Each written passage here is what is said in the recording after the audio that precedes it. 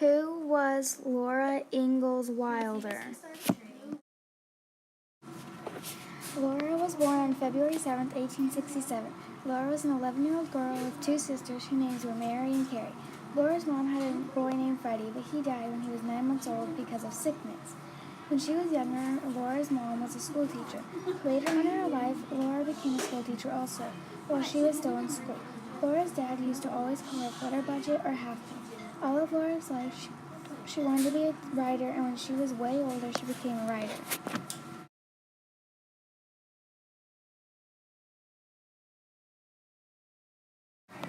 When Laura was younger, her family moved a lot. When Laura was 2 years old, they traveled to Kansas. They also moved to Minnesota and Pepin, Wisconsin, which is where Laura grew up. On their way to Minnesota, they stopped and bought a dugout on Plum Creek. Laura and Mary had lots of chores. On one of the wagon moves, Laura's entire family caught malaria and got really sick. Then after they healed, a few months later, Laura and Mary got scarlet fever. After they healed, later on it got a really bad headache, and the doctor and everyone thought she was going to die. But then she started to get better, but the sickness made her blind. From that day on, Laura was Mary's eyes. Laura's dad made all of the family's houses. The Ingalls had finally settled in Pepin, Wisconsin for a while. Every year, the family would roast the pig for food. This was Laura's favorite because she always got the pigtail.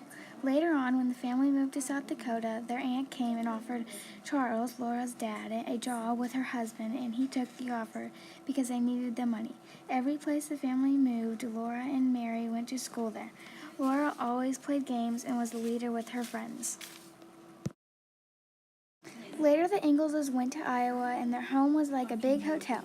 In Laura's class in Burr Oak, there were 57 kids in Laura's class. In Iowa, before the Ingalls moved again, Laura's mom had a baby girl named Grace. In February of that year, Laura's dad got 160 acres and decided to build on it in the town of De Smet. In the town, lots of men worked, and Laura's mom would let them stay the night, and she would feed them. Laura was her mom's helper, and even when her mom was sick, she would cook for everyone. The dad also bought a store, and when the horribly hard winter came, the family moved there so it would be warmer. All of the people in the town were running out of food and supplies to survive, but one day Almanzo came with enough food for the whole town to survive. Almanzo became a hero that day. Whenever Laura was 15 years old, someone named Louis Bocci, who lived about 12 miles away, wanted to offer Laura a job as a school teacher. Laura agreed to this because it paid good money. De Smet was far away, so Laura had to stay with the Boches. The wife was not nice to Laura at all and didn't want Laura there. One day, Almanzo came with a horse-drawn carriage and offered Laura a ride home. Then Almanzo would bring her back. Laura always accepted the rides, and so Almanzo gave her rides on the weekends home. After an 8-week term, Laura came home and started to go back to her own school.